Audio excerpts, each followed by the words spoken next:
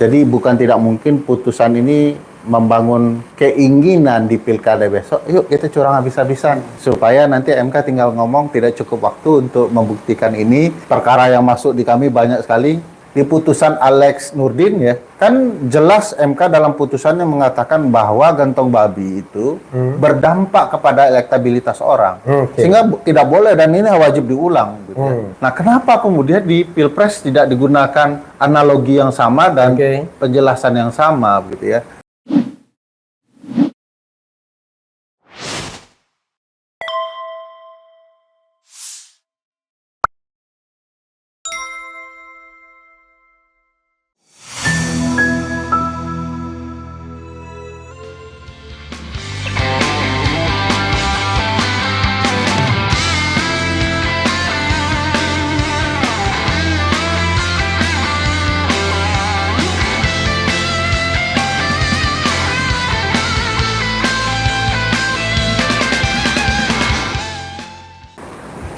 Iya, ke depan ini gambarannya seperti apa akhirnya kalau MK ini terus berkelakuan seperti ini kan ya?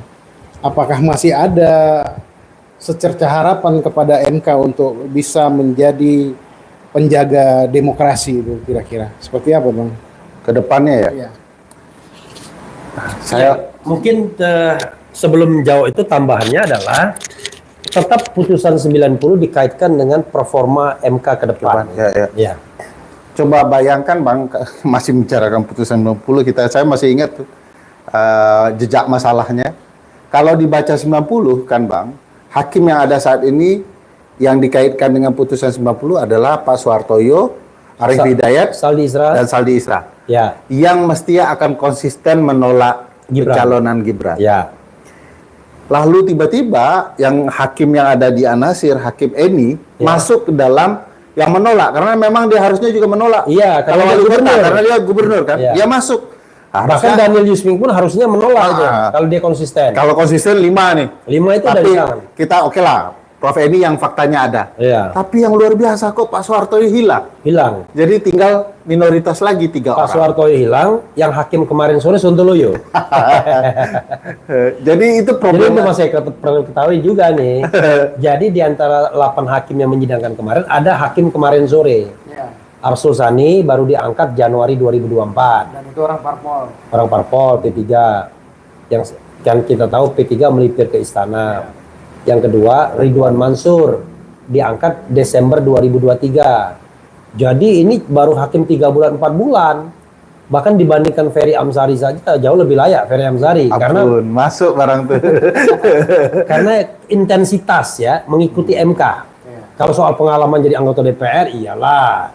Pengalaman sebagai hakim agung iyalah. Lawyer senior oke lah. Lawyer senior oke lah. Tapi intensitas mengikuti MK kalah sama Ferry Amsari. Apalagi bikin tesis tentang MK pula. Ampun. Ya kan? Yang waktu pembuatan tesisnya adalah saya nyumbang-nyumbang sedikit. Banyak. Dan dikasih tahu. Jadi orang tahu, makanya dia nggak ngelawan seniornya ini. Silakan, Fer. Jadi itu problematika di dalam ilmu tafsir yang jadi bahan studi kita bersama. Kan hakim dilarang tafsirnya ini Bang. Terlalu belak-belok. Hari ini bilang A, besok A minus, itu nggak diperbolehkan. Dan di dalam rumusannya itu dianggap melanggar etik. Karena hakim punya kecenderungan menggunakan tafsir konstitusi sesuai dengan kepentingan perkara yang ada. Iya. Jadi hari ini bilang A, besok A minus, besok sudah jadi B plus. Itu dilarang. Jadi konsistensi hakim berkaitan dengan etikanya. Nah, dalam konteks ini bisa kemudian melanggar etik. Nah, putusan ini juga, ini putusan 1 dan 2 ya. Iya. Itu punya imbas luar biasa untuk penanganan perkara di MK. Karena hari ini, kita sempat diskusi itu juga kan Pak. Hari ini per putusan itu, setelah putusan itu, orang sudah mulai punya pikiran gini Pak Eko. Kalau mau curang di dalam pemilu, sebaik-baiknya curang habis-habisan. Karena dengan curang yang serius, jarak antara suara kemenangan dengan yang kalah mulai berkeringat. Romantis sekali ya. Makasih Babang. Oke. Terus Yan.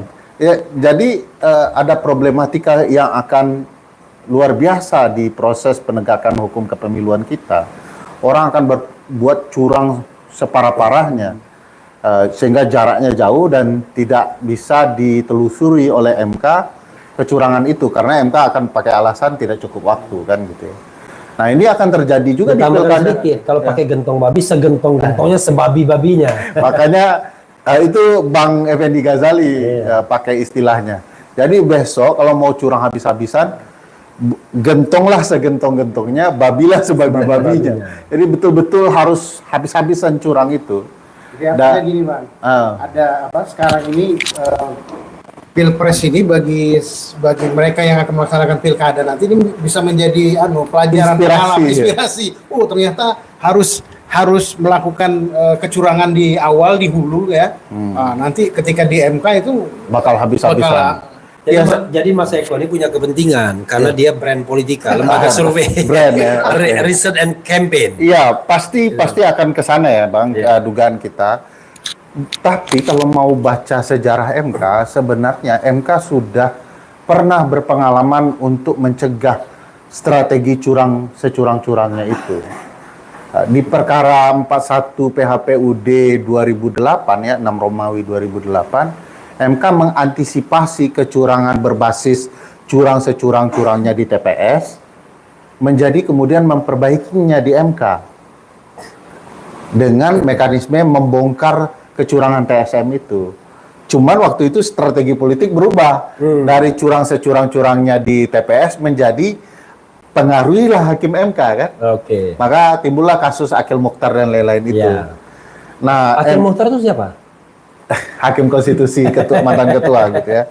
Bekas teman baik saya. Bekas teman baik Bang Refli ketika dia membakar lapak pekerjaannya sendiri dengan mengkritik MK gitu ya. Dan setelah itu kemudian kita tahu bahwa MK berupaya memperbaiki terus untuk orang tidak curang dalam pemilu. Tapi faktanya sekarang di pemilu presiden ini tidak lagi bicara membongkar TSM itu. TSM tetap wewenang MK untuk mengoreksinya, kecurangan terstruktur, sistematis dan masif itu. Tapi dia nggak pakai. Kemarin itu kalau mereka melihat konsep kecurangan TSM, mestinya banyak sekali hal yang terbukti sebagai kecurangan TSM. Tapi mereka mengatakan tidak terbukti. Misalnya kalau terkait dengan gentong babi, hakim yang baru masuk yang Bang Refli sampaikan. Jadi gentong babi itu bansos lah, bansos ya. Bansos dan lain-lain sih. Ya, kalau penjelasan sederhananya adalah penyimpangan insentif anggaran untuk publik di tahun pemilu. Ya. Jadi seolah-olah dia benar karena memang anggaran itu ada, tapi sengaja diguyur di tahun pemilu supaya pemilih terpengaruh. Dan itu selalu efektif. Itu yang bahasa agamanya adalah segala sesuatu itu tergantung niatnya. Niat. Nah, niat itu bisa dilihat dari tahun pemilu atau tidak kan? Innama amalu binniat. Yes. Gitu. Jadi tergantung niatnya. Dan niatnya kalau untuk 02 ya itu udah cukup bagi hakim MK harus. Perasaan di senior-senior saya dulu yang bahasa-bahasa agama itu Bang Uceng ya. Okay. Sekarang sudah saya belajar dari Uceng. Sekarang sudah bagus juga. Silakan lanjutkan gitu. Ya, jadi ada peralihan untuk melakukan kecurangan. Jadi bukan tidak mungkin putusan ini membangun keinginan di pilkada besok. Yuk kita curang habis-habisan. Supaya nanti MK tinggal ngomong tidak cukup waktu untuk membuktikan ini. Perkara yang masuk di kami banyak sekali di seluruh Indonesia besok Ya. kan 27 atau 37 saya lupa provinsi dan hampir 500-an lebih kabupaten kota akan pilkada di November besok. Bayangkan kalau semua masuk berperkara, itu dikali duakan saja pihak yang ingin memasukkan per kabupaten kota itu sudah 1.000 tuh. Dan itu serius semua pakai serius pendukung. semua. Jadi beda sama legislatif ya. Iya. Gitu. Jadi kalau mereka mau mengatakan, wah kami tidak ada cukup waktu, artinya substansi tidak diperiksa dan tidak didalami. Jadi memang akan potensial nih pekerjaan tambahan juga untuk Bang Refli untuk memikirkan apa yang harus dilakukan untuk melawan skenario curang securang-curang ini, babi Oke. sebabi-babinya ini. Mas Eko ada lagi yang mau ditanyakan Mas Eko? Kalau nggak ada saya mau melanjutkan. Lanjut. Jadi begini, Fer ya. Kalau orang bilangnya udah Ferry, karena orang besar soalnya dia. Tapi sejak pakai baju keren cadas ini Makin. ganteng. Agak langsing agak sedikit. langsing sedikit. Apalagi duduknya jauh gitu Kalau ya. itu minta 3 lagi, Bang. Ya mau nggak yang ukuran M? Super ketat ya. Jadi kita ini, saya justru mengkhawatirkan pilkada serentak ini sebagai bencana nasional lagi. Bukan sebagai sarana untuk merekrut pemimpin yang jujur, amanah, dan lain sebagainya. Karena sederhana, pilpres saja orang bisa segentong-gentongnya, sebabi-babinya, ya kan? Apalagi nanti pilkada. Nah, saya khawatir kekuasaan yang baru, konstelasi kekuasaan baru itu menggelar map, ya kan? Mana saja Peta juga. di 500 lebih provinsi, kabupaten, kota, dan provinsi, lalu dia tinggal conteng aja. Mana buat Anda, mana buat kita, mana yang tidak boleh lolos harus belongs to the istana, ya kan? Lalu karena serentak, bermainlah. Gentong babi main. Kemudian nanti tinggal memasang foto. Kalau kemarin foto Jokowi, kita frankly speaking, besok foto Prabowo. Ya. Ini calon yang didukung Prabowo. Tapi kalau Jokowi masih laku, saya pikir nggak akan laku lagi. Iya. Tapi kan November tetap ya. November dan Oktober Jokowi sudah lengser. Iya, I know. Tetapi bau-baunya masih ada lah ya. Siapa November tahu. sudah pasti, Bang. Iya, enggak, bau-baunya. Oh, pasti. Nah, kan either- anak ikut bertanding. Iya, either dia pasang foto Jokowi atau foto Iya. Prabowo, itu kan sama tidak sehatnya ketika politik gentong babi mau dijalankan. Kita meyakini bahwa yang baru lengser ini, dia punya pundi-pundi, oke banget kan pastinya kan. Yang baru, bisa dia fundraising lagi. Iya. Lalu, Anda masih percaya dengan politik elektoral? Pertanyaan berat. Karena saya agak skeptis. Walaupun brand politika tetap aja dia riset and campaign. ada 2 problematika ya, Iya. Bang, yang harusnya ini tidak boleh tercemar, yaitu Oke. penyelenggara 1, peradilan 1. Oke. Nah, kalau kedua-duanya sudah ikut tercemar, memang sulit diharapkan. Menurut Anda sudah tercemar belum? Ya, dimulai dari penyelenggara kita sudah tidak percaya, dari Iya. verifikasi faktual ya, Oke, bahkan di sudah seleksi tercemar. sudah tercemar. MK? Nah, memang ada pertanyaan besar dan saya yakin pertanyaan kita sama kan, dan Oke. jawabannya juga sama. Oke. Apa? Saya nggak mau membakar lapak saya seperti lapak. Oh, nggak FDR. apa-apa. Ya, kurang lebih banyak pertanyaan ke MK. MK dianggap tidak netral lagi. MK dipertanyakan. Misalnya soal politik gentong babi, bahkan Bang, di putusan Alex Nurdin ya, Ya. kan jelas MK dalam putusannya mengatakan bahwa gentong babi itu berdampak kepada elektabilitas orang. Oke. Sehingga tidak boleh dan ini wajib diulang. Gitu ya. Nah, kenapa kemudian di Pilpres tidak digunakan analogi yang sama dan Oke. penjelasan yang sama gitu ya. Nah, itu yang menimbulkan pertanyaan besar ke Hakim MK. Belum lagi ada hakim konstitusi seperti Pak Guntur Hamzah, Itu siapa itu Guntur Hamzah ya? dulu Sekjen MK, Oke. Itu guru besar ya? guru besar. Benar guru besar itu. Sejauh ini saya tahunya iya. Dia dipermasalahkan karena mekanisme seleksinya tidak wajar. Iya. Dan dia Bukan tidak wajar. memang Melanggar tidak- undang-undang. melanggar konstitusi dan undang-undang. Nah, ya, kadang-kadang bahasa hukum sama bahasa politik itu beda. Sulit di sini senior kita, di sana senior kita juga. Oke, ya. lalu? Jadi itu jadi masalah. Dia dipertanyakan karena proses seleksinya dan dia merupakan hakim yang konsisten membela anak Jokowi bisa lolos.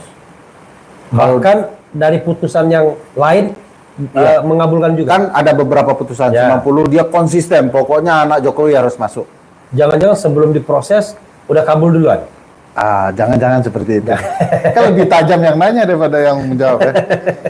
Jadi memang integritas MK banyak dipertanyakan, sedang disorot, dan ini semacam kisah berulang saja. Oke. Dari apa yang pernah dialami Refli Harun di masa lalu soal integritas hakim dan netralitas hakim. Tapi gini, buat Mas Eko udah tahu ya kisah Akil Muhtar ya? Sudah tahu ya. Tapi buat sobat era yang tidak tahu, karena sudah 14 tahun yang lalu nggak terasa. Iya. Jadi saya pernah melakukan sinyalemen bahwa MK sudah tidak lagi bersih pada waktu itu. Ditulis di koran. Ditulis di Koran Nasional, Koran Kompas. Judulnya MK masih bersih tanda tanya. Marahlah Pak Mahfud. Padahal saya mendapati pengalaman karena klien saya mau diperas oleh Akil Mukhtar. Pak Mahfud sebagai ketua MK nggak percaya. Bentuk dia tim investigasi. Rupanya tim investigasi itu hanya untuk membidik saya aja. Memang tim investigasi tidak bisa membuktikan secara nyata karena cuma dikasih waktu 1 bulan, tapi memberikan indikasi yang kuat bahwa Akil Mukhtar bermain dan ada Hakim Arsyad Sanusi yang kemudian mengundurkan diri ternyata terlibat juga dalam pelanggaran kode etik yang walaupun dibilang ringan tapi berat. Kalau menerima pihak yang berperkara di rumahnya walaupun yang menerima anaknya itu kan kacau itu namanya. Nah, akhirnya 3 tahun kemudian Akil Mukhtar ditangkap dan memang orang ini korup. Oh, saya potong. Akil Ya. Mukhtar jadi ketua dulu. Ya, Akil Mukhtar jadi ketua, Nama baik Refli hancur. hancur, tapi saya bilang, bagaimana Akil Mukhtar jadi ketua? Saya bilang, mudah-mudahan menjadi Umar bin Khattab. Kalau dia tobat, maka dia akan menjadi pendekar keadilan. Tapi kalau dia tidak tobat, malah gampang ketahuan. Ternyata yang kedua ini terjadi. Maka akhirnya per 2 Oktober, ya kan, tanggal 2013 itu hari pembebasan saya. Tepatnya besoknya, karena itu malam kan ditangkapnya. Nah, itulah. Tapi banyak kisah juga yang saya juga tahu itu ya. Ya. Karena di laporan Refli Harun and the Gang itu saya baca. Ada nama-nama bersih yang tidak bersih, tapi tidak usah kita sebutkan lagi. Iya. Ya. Jadi ya itulah Jangan pengalaman. nangis gitu, biasa aja, biasa aja. Tidak menangis, Ya, tetapi terharu saya.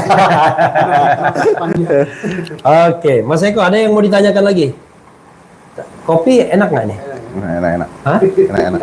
Jangan enak-enak. Tapi kayaknya nanti kita coba yang Jangan enak-enak terus apa? Bayar gitu. kita coba espresso nih kayaknya nanti Udah sedikit. banyak sekali itu yang keras tuh. Espresso kita bikin 1/4 aja Mas Eko kan.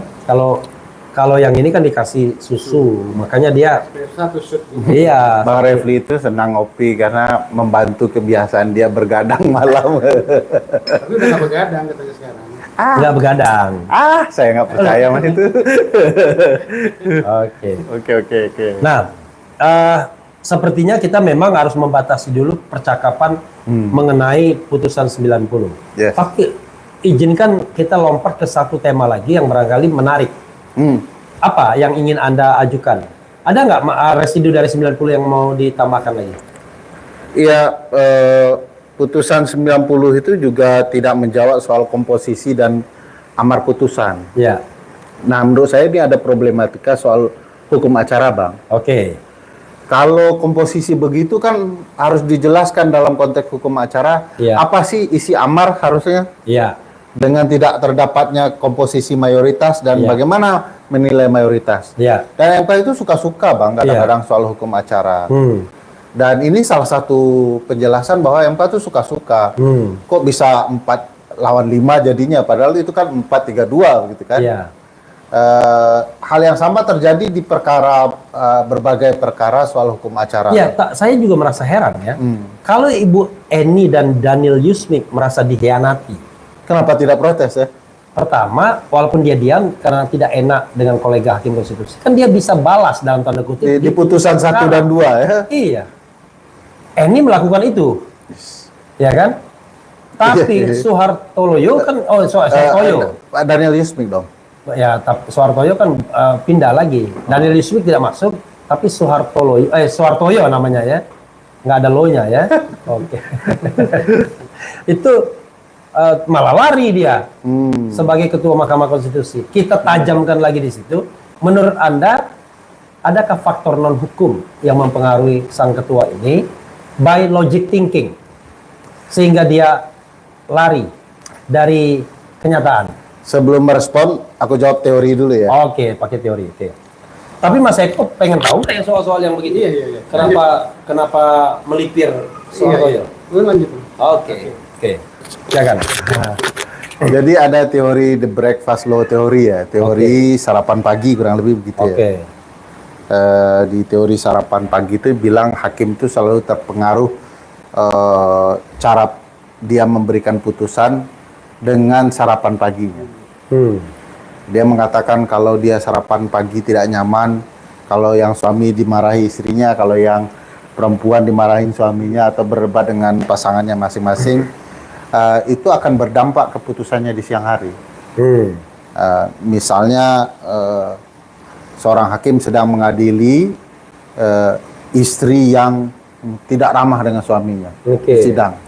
Itu akan berdampak apa relasinya dengan istri kepada terdakwa. Jadi psikologi analisis of law.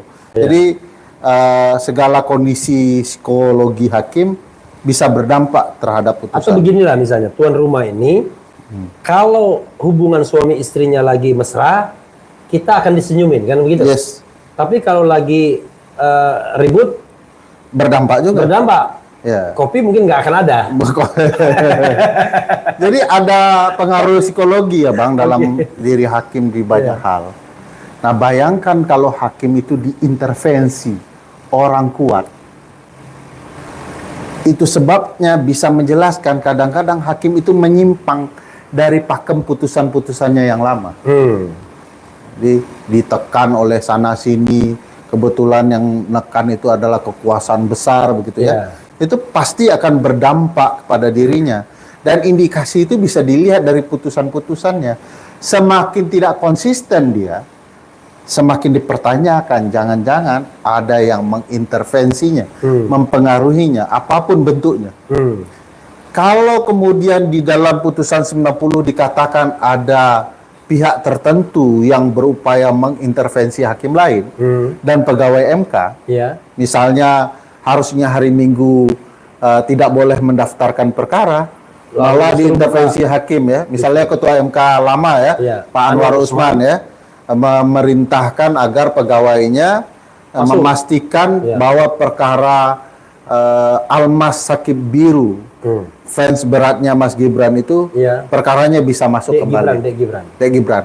Ada dua, ini kembali lagi ke 90 ya, dua kejanggalan. Satu, perkara itu sudah dicabut. Perkara yang dicabut tidak boleh masuk lagi. Apalagi subjek dan objek hukumnya sama. Yang kedua, didaftarkan hari Minggu. Tidak pernah di MK ada pendaftaran di hari libur. Ketiga, tidak ada pemeriksaan. Tidak ada pemeriksaan. Jadi hakim semua potensial terlibat. Membiarkan pendaftaran itu sah. Dan tidak dibahas baik di dissenting opinion manapun. Jadi itu keanehannya banyak sekali. Ada, di Arif Hidayat. Oh, yang di dissentingnya Pak Arif ya. Dan itu yang menarik putusan 90 itu ya memang beragam sekali problematikanya kalau dicatat satu persatu. Nah, bagi saya tentu itu bagian dari intervensi dan faktanya itu berdampak.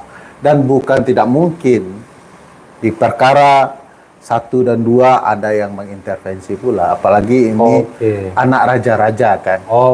Jadi cukup yang diintervensi ketua-ketua aja ya kan? Ya, potensial karena dia kan mengendalikan permainan kan. Satu, yang kedua in case 4-4 ya bisa kacau itu kan 4-4 kan. Kalau sudah pegang ketuanya, maka untuk mengabulkan minimal butuh 5. Yes. Jauh lebih berat. Jauh lebih berat. Artinya kan tinggal 7 yang harus dipengaruhi kan. Satu, ketua diambil. Tinggal 7 dari 7 itu harus 5. Padahal dari 7 tersebut yang Sontoyono itu banyak. Ya, itulah problematika putusan 1 dan 2 PHPU Pres ini ya. Banyak sekali catatan yang bisa dikatakan, bisa kita baca itu sebagai sesuatu yang janggal. Dan aneh saja kalau orang mencari keadilan di MK, ternyata yang ditemukan bukan keadilan, tapi kebingungan. Kan? Dan celakanya bingung orang yang paham betul tentang MK. Ya kan? Jadi Mas Eko, kami berdua nih paling tidak paham betul tentang MK. Ya kan? Masuk MK lebih dulu dari Pak Soeharto ya? Masuk MK lebih dulu, karena kita generasi pertama MK ya. Kemudian, nggak abang, aku kedua. Ya, saya lah ya. Saya mau berendah hati bilang kita ya kan. Kalau saya tuh kan sombong banget kelihatannya. Bikin disertasi tentang MK, ya kan. Kemudian teman-teman MK sebelum mereka masuk ke sana teman kita semua.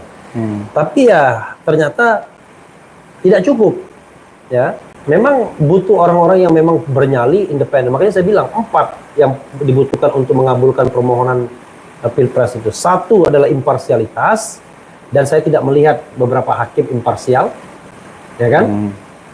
Sang guru besar tadi, saya yakin nih, mulai dari dilantik sampai berhenti itu sudah kartu mati itu. Whenever ada kepentingan istana, pasti akan ke sana. Yang kedua adalah hati nurani. Back to hati nurani yang jujur. Karena hati nurani nggak bisa dibohongi, mau blood bleed argumentasi kan. Yang ketiga adalah keyakinan hakim, dan itu kunci dari Saldi Isra kan, dibilang kasus itu cukup meyakinkan hakim. Nggak perlu dibuktikan sampai Detail. terima bansos apa enggak, dampaknya bagaimana. Cukup dibuktikan bahwa bansos itu memang diperuntukkan untuk kosong, selesai. Iya, kan ada pernyataan Hakim Iya. Saldi yang mengatakan Iya. bahwa ini jamak dipahami sebagai Iya. tindakan yang merupakan kecurangan pemilu. Iya, di Bansos negara ya. manapun di dunia Manapun. ini cukup dibuktikan apakah bansos itu digelontorkan untuk pemilu. Iya, iya. Kan itu, atau untuk 02 spesifiknya. Iya, iya. Nah, itu kan gampang sekali membuktinya, terbukti sudah. Ngapain Zulkifli Hasan kemudian kampanye begitu, atau Erlangga Hartarto dan lain sebagainya. Nah, yang keempat, ini yang paling fundamental, keberanian. Jadi kalau tidak ada keberanian, 1, 2, dan 3 tadi hancur semua. Dan ini yang terjadi kepada yang tadi, Yoyo tadi kan? Iya, iya. Yoyo Waluyo. Oke, Mas Oke. Eko, ada lagi yang mau disampaikan sebagai orang yang mengamati dari jauh Ya, soal MK ini? ini kan Pilpres sudah seperti ini, kecurangan, kemudian proses penyelesaian sengketanya di MK. Kita nggak bisa membayangkan lagi nanti di pilkada itu modus yang sama terjadi, kemudian kan akan terjadi penumpukan kan kasus sengketa pilkada kan. Iya. Itu apa kira-kira yang bisa kita lakukan sekarang untuk mengantisipasi ini kembali terulang di level provinsi dan kabupaten, untuk menjadi gerakan sosial, masyarakat sosial kan, masyarakat sipil. Ya, kalau dugaan perkara menumpuk mungkin tidak, Pak Eko, karena MK itu 2019 kan mengalami hal yang sama sebenarnya. Setelah PHPU Presiden, mereka kemudian melanjutkan PHPU Legislatif ya. Dan solusi mereka gampang saja, semua permohonan yang tidak patut tidak perlu sidang pembuktian, langsung diputuskan gitu ya. Iya. Itu Tiba-tiba cuma 7 perkara yang masuk. lah ya gitu. Nah, itu sendiri nggak fair. Nggak fair, karena bagaimanapun, karena mereka adalah para pencari keadilan, bisa saja mereka tidak paham cara yang baik mempermasalahkan sesuatu. Nah, MK dulu sudah mendalilkan bahwa tugas kami memastikan keadilan itu dipenuhi. Jadi kalau mereka tidak paham, kami akan melakukan ultra petita untuk hak-hak mereka bisa berdiri. Nah, ini aneh, mereka tidak peduli lagi paham yang seperti itu, yang penting cepat selesai. Jadi kalau kemudian ada hal-hal yang dipertanyakan di permohonannya, mereka tidak sampai ke sidang besar, sidang plenonya. Langsung diputuskan perkara itu, dianggap tidak layak. NO semua ya tidak dapat diterima, artinya tidak memenuhi standar, obskur dan lain-lain perkara itu, sehingga tidak dilanjutkan. Nah, dugaan saya untuk perkara yang luar biasa banyak, MK mau menerabas tuh ya, supaya dia cepat selesai. Nah, ini juga jadi pertanyaan banyak orang, bagaimana bisa keadilan ditemukan kalau para pihak tidak diperdengarkan seimbang. Tapi beliau kan sudah nasibnya juga sama di PHPU Pilpres itu ya. Menteri dihadirkan, tapi semua tidak boleh bertanya. Ya, Jadi orang tidak ada dan kita haknya. tidak bisa mengklarifikasi, Mengelaborasi. Ya. men-challenge. Padahal apa yang disampaikan Menteri itu banyak kejanggalannya. Banyak sekali. Salah satu kejanggalannya adalah perpanjangan bansos El Nino. El Nino-nya sudah turun. wes ya kan, bablas kemana, tapi kemudian diperpanjang sampai Juni. Padahal kita tahu Juni putaran kedua. Lalu tidak hanya bansos sembakonya, tapi duitnya juga, PT-nya, ya kan, kata orang Minang, Iya, iya. juga diberikan, bahkan dirapel 3 bulan dan diberikan sebelum pencoblosan.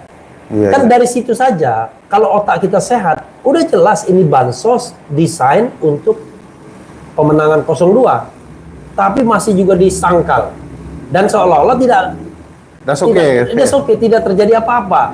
Iya. Kan itu jadi yang Ya, masalah. saya yakin kuasa hukum itu penasaran, mati penasaran semua itu, Pak Eko, ketika menteri-menteri itu menjelaskan. Misalnya, hakim kan pernah sempat bertanya bahwa kenapa kok sering di daerah tertentu presiden datang? 300 kali. Iya. Jadi presiden itu 50% berkunjung di Jawa Tengah sampai 30 kali dari 60 kali kunjungan. Ya, ada di daerah tertentu sekitar 17 kali di tempat yang berkaitan dengan kunjungan, misalnya Ganjar datang di Jawa Tengah, nah itu ditimpali oleh kunjungan Jokowi. Besok lagi di Jawa Tengah, datang lagi. Pertanyaan besarnya, kok presiden mau datang 17 kali di daerah sekitaran yang hampir sama? Itu kan harus dijawab itu. Apa sebabnya gitu ya? Itu saja sudah mati penasaran Refli Harun itu. Entah berapa kali dia menggaruk tempurung lututnya karena tidak bisa bertanya kan? Ya, jadi bagi saya aneh betul kalau para pihak tidak boleh bertanya terhadap permasalahan yang mestinya mereka cross check ya. Misalnya itu Pak Erlangga Hartarto ngapain turut? Iya. Kenapa Pak Erlangga Hartarto datang tetapi Tapi Anda salah, bukan Hartanto. Hartarto. Hartarto nama bapaknya ya? R-nya banyak. Hartarto, mohon maaf. Hartarto. Kenapa tidak datang gitu ya? Kenapa Pak Erlangga Hartarto datang, Pak Zulhas tidak datang di sidang MK? Padahal videonya sama-sama menjelaskan bahwa telah terjadi. Tapi saya klarifikasi, Pak Zulhas tidak diundang MK. Iya itu. Kenapa MK nggak ngundang? Nggak ngundang. Iya. Kenapa dia tidak undang? Padahal videonya jauh lebih kuat. Kan MK datang nih ngundang 4. Pak Erlangga, Menkyu, Mensos, dan Menteri Pak Muhadjir Effendi. Iya. Menteri Koordinator 2 ini. Padahal menurut saya Pak Zulhas buktinya luar biasa. Iya. Dia di acara kementerian ngomong pilih 02 untuk sesuatu yang malah berkaitan dengan banyak hal termasuk bansos. Videonya tidak hanya itu saja yang di Ya, kementerian, tapi yang sontoloyonya, Ver, semua itu kita sertakan. itu dimasukkan oleh para pihak. Dalam permohonan kita, berikut buktinya. Apa kata MK? Nggak terbukti. Bayangkan, Zulhas nggak terbukti, Gus Miftah nggak terbukti. Jadi MK itu aneh bin ajaib. Kalau misalnya kita laporkan, dibilang sudah dilaporkan, sudah diproses oleh Bawaslu. Apapun putusan Bawaslu, cukup sudah. Walaupun MK bisa mengambil alih Iya. katanya. Jadi misalnya Bawaslu mengatakan terbukti melanggar undang-undang atau peraturan lain, bukan peraturan pemilu, maka sanksinya misalnya Komisi Aparatur Negara misalnya. Lalu kalau misalnya kita tidak laporkan, MK bilang kita tidak menggunakan hak kita, kan sontoloyo. Lalu kalau misalnya ada satu hal yang tidak dijawab oleh Bawaslu, KPU dan pihak terkait, MK menilai sendiri. Begitu dia menilai bahwa ini cuma guntingan berita koran, berita online, dan pemohon tidak menyertakan saksi dan ahli, kan sontoloyo. Padahal dibatasi. Padahal saksi dan ahli dibatasi 19, ya kan? Ya, Makanya soal itu Pak, aku ingat merespon nih soal politik uang, Iya. Gus Miftah itu. iya, MK mengatakan tidak terbukti mempengaruhi pemilih. iya. Itu pasti tidak akan bisa dibuktikan. Iya. Mana pemilih yang akan memilih 01, 02, 03 pasca politik uang itu. Tapi MK menjelaskan bahwa politik uang terjadi itu tidak fair dan pemilu tidak sehat. Nah, itu saja sudah cukup. Cukup. Kalau dibuktikan satu-satu siapa yang dibaginya, siapa yang bisa nyari itu. Iya. Belum lagi sudah ketemu orang yang dapat uangnya, dia memilih apa? Kalau dia bilang saya memilih 01, 03, itu tidak bisa menjelaskan apa-apa. Tidak justified dan tidak verified. Dan tidak bisa dicari mana kertas suaranya untuk membuktikan dia Iya. 01 atau 03. Jangan-jangan dia memilih 02 sebenarnya. Jadi itu sesuatu yang tidak akan mungkin dan MK tidak boleh mengelaborasi sesuatu yang tidak mungkin. Ya, dan itu sontoloyo. Dan saya itu katakan. sontoloyo, betul. Dan memang hanya kebijakan dan tindakan yang salah, termasuk politik uang di dalamnya, itu sudah cukup untuk mengulang atau memperbaiki sistem pemilu. Termasuk gini, Fer, dia bilang, Gus Miftah bukan tim kampanye. Sontoloyo enggak? Yang namanya tim kampanye itu Ya, mungkin. ada yang tercatat, ya kan? Ada yang tidak. Tapi Ya, kita ya. bisa lihat gerak-geriknya. Kalau misalnya dalam selebrasi kemenangan dia hadir dan menjadi MC pula, lalu kemudian runtang-runtung ke sana kemari di lingkaran Prabowo, Masa kita nggak menyebutnya sebagai tim sukses? Iya, kampanyenya di mana-mana kan? Iya, kampanye hadir di mana-mana, mengatakan Prabowo hebat dan lain sebagainya. Atau kalaupun dia bukan tim kampanye, let's say dia orang biasa, tetap aja Ya. harus dikaitkan dengan 02. Pidananya mungkin selesai, pidana pemilunya, tapi kan dampak money politiknya kan nggak bisa Ya. diukur oleh Bawaslu, dan itulah harus ke MK. Dan itu juga akan menjadi kerusakan berikutnya di proses demokrasi kita yang lain. Iya. Bahwa kalau untuk curang dilakukan oleh tim bayangan saja. Banyak, dan jangan musim kampanye. Yang musuh kampanye. Jadi Ya, banyak. itu juga salah pemahaman tuh. Kalau di kampanye saja dilarang, Apalagi di luar sebelum kampanye. di luar kampanye. Sepanjang sudah ditetapkan sebagai calon mestinya kan. Ya, lama-lama saya jadi narasumber juga deh. Kalau saya sih di tahapan, Bang. Iya. Kalau seluruh tahapan sudah berjalan, orang dilarang untuk melakukan hal yang dilarang oleh undang-undang. Tahapan udah lama kan, bisa aja mereka mempengaruhi orang dari tahapan awal kan, jauh sebelum Ya, kampanye. tapi kalau tahapan dimulai tapi dia belum ditetapkan sebagai calon kan nggak bisa juga, Fer. Nah, cara jual belinya begini, Bang. Dia sudah menguasai wilayah dapil tertentu. Nanti dia dengan uang sudah bisa memastikan dukungan di dapil tertentu itu Iya. dijadikan bahan jualan, Bang. Oke. Untuk wilayah ini kalau Anda maju nanti saya yang pegang. Nah, gitu, Bang. Oke, saya centengnya gitu Ya, ya. saya centeng. Ini bisa Bang Refli bisa buat buku nih Bang ya dari kecurang temuan-temuan di MK kemarin ya. Iya. Buku panduan untuk curang gitu ya. Jadi judulnya puncak, ah. kan? Panduan untuk curang. Terkini. Judulnya puncak. Itu untuk hakim-hakim MK yang melakukan tindakan-tindakan yang tidak berdasarkan hukum tadi itu lah ya, tidak konstitusional itu kira-kira masyarakat sipil itu bisa melakukan apa itu secara hukum? Iya, itu problematika mendasar. Masalahnya juga sudah dibidas banyak, tapi memang tidak ada perbaikan-perbaikan. Memastikan hakim baik itu memang perkara tidak mudah ya. Dan proses seleksinya sangat politis. Itu sebabnya jadi masalah. Yang guru besar yang disinggung Mbak Refli tadi, yang Prof. Guntur Hamzah, itu kan proses seleksi yang janggal ya. Tidak ada keterbukaan, tidak ada pendaftaran yang dibuka juga untuk umum, calonnya calon tunggal, langsung terpilih, dan yang dia gantikan tidak memiliki masalah hukum apapun. Ya. Jadi dia masuk dengan alasan anggota DPR sebagai pemilik saham, maka dia berhak mengganti direksi apapun. Jadi MK itu kayak perusahaan bagi anggota DPR. Jadi rusak dengan melihat situasi itu.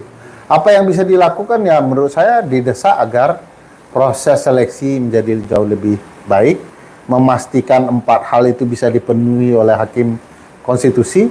Kalau di bahasa teman-teman yang meneliti soal MK itu harus 3 hal yang dihindari MK, terhindar dari birokrasi eksekutif, politisi di legislatif, dan kekuasaan peradilan itu sendiri.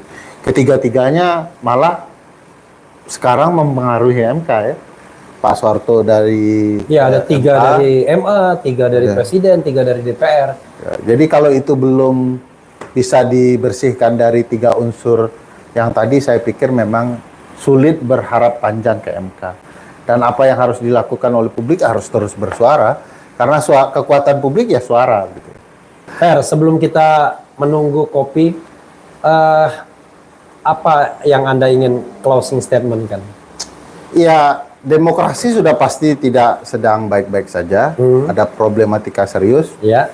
Orang-orang yang katakanlah punya catatan buruk dalam demokrasi kita akan menjadi kekuasaan yang memegang kekuasaan ke depan. Ya. Dan berbagai kealpaan kekuasaan saat ini malah akan dilanjutkan. Dan ini sinyal penting bagi publik untuk waspada sebelum hak-hak konstitusional mereka kian direnggut. Oleh karena itu kesadaran itu harus dipupuk hari ini. Diskusi-diskusi yang terbuka, yang membebaskan cakrawala terus dilanjutkan, dan publik harus lakukan sesuatu. Tidak sekedar subscribe channelnya Refli Harun, Oke. Brand Politika, tetapi juga memastikan mereka bisa melakukan sesuatu. Hari ini contoh menarik, Bang. Ya. Demonstrasi di Columbia University di New York begitu Ya. ya, dan di Boston MIT dan Harvard Ya. mengkritik kebijakan Amerika yang pro Israel di Palestina. Oh, bukan mengkritik putusan MK, bukan ya? Nah, saya mau contohkan itu. Oh, oke. Mereka demo itu tidak sehari 2 hari, Bang, 2 jam 3 jam. Iya. Tapi berhari-hari buat tenda mereka. Ah, itu bedanya negara kita sama sana. Ya, Negara kita tidak punya tenda. Bukan. Demo kita dibatasi sampai jam 6 sore. Nah. Begitu lewat jam 6 sore, kemudian polisi memiliki legitimasi untuk menggusur, Makanya untuk melakukan kekerasan. Karena by law katanya izinnya sampai Padahal 18. tidak ada izin ya. Iya, padahal kan Tapi Undang-Undang Cipta Kerja atau apa yang sudah kasih batasan waktu. Tapi gini Bang, yang menarik di Boston dan New York itu adalah mereka demonya di kampus Bang. oke. Anda Boston Celtic atau New York Knicks ini? Saya New York Knicks jauh itu. Kalau di Boston ya Boston Celtic ya. Oh. Atau Chicago Bulls? Saya Chicago Bulls. Bang. Saya Oh, Chicago. Bulls. Oke. Saya Chicago. Saya masa lalu. Oke. Jadi itu jadi sangat menarik Bang, dan tidak sekedar melibatkan mahasiswa, seluruh dosen juga tumpah ruah Bang. Oke. Berhari-hari. Jadi kalau bisa, kalau memang mempertanyakan negara, jangan demonya sehari 2 hari atau sejam 2 jam. Memang tirulah apa yang terjadi di New York dan di Boston yang Jadi demo lah di kampus berhari-hari. Berhari-hari. Bila perlu dosennya ngajar di situ. ngajar di sana. Dosen ikut Bang. Nah, kita ini enggak, guru besar ikut, rektor enggak. Ya kan? Kan 35% Bang. Iya, gitu. Ah, ini. Waduh. Ini namanya kalau di Palembang namanya cuko ini. Cukup ya. Pempek. Bismillah. Woi, Woi. itu namanya espresso. Anda memang hidup ini pahit, ya kan? Dikasih kopi pahit juga. Saya udah 5 Tapi, kali nih kopi. Tapi pahitnya kopi Hari berbeda ini. dengan pahitnya kehidupan. Asik. Ada telepon Bang, Prabowo Subianto. Oh, oke.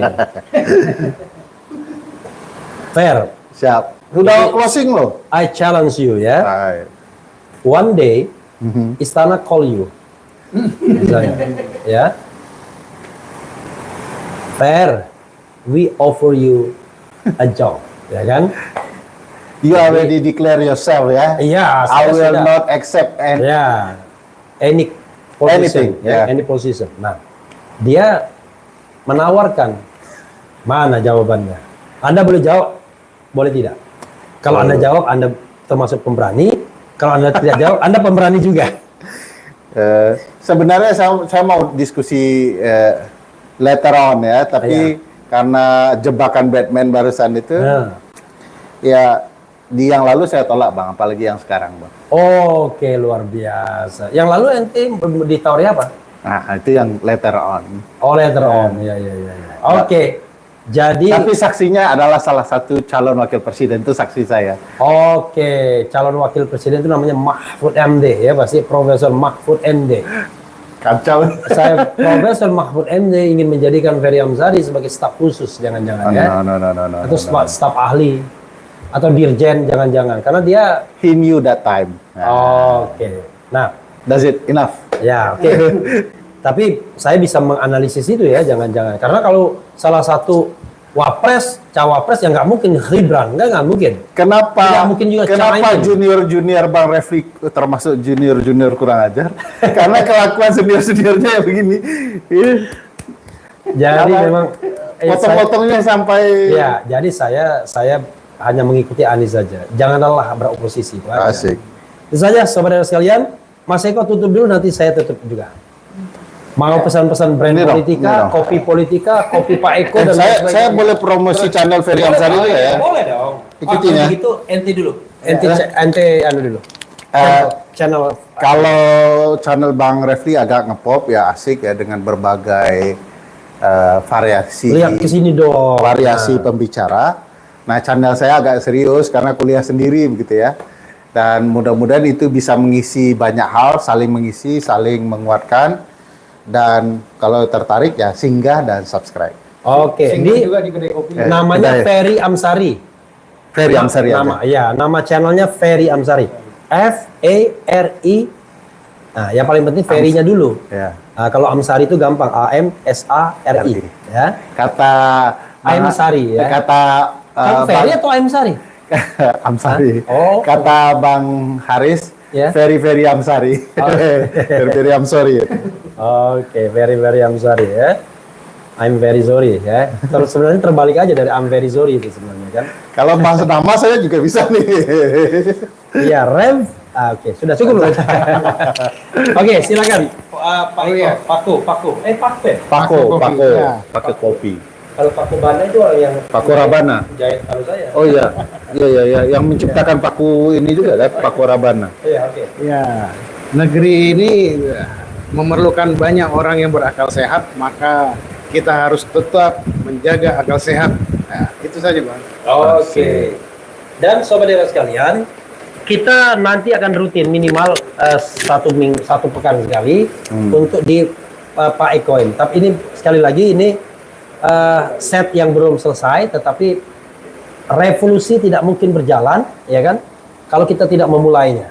Karena itu dengan kondisi apapun kita mulai. Jadi jangan lupa kita akan hadir at least setiap pekan tidak hanya di channel Refli Harun, tapi di channel Refli yang lainnya plus Satu Indonesia.com. Satu Indonesia. Satuindonesia.co. Namanya Satuindonesia.co ya.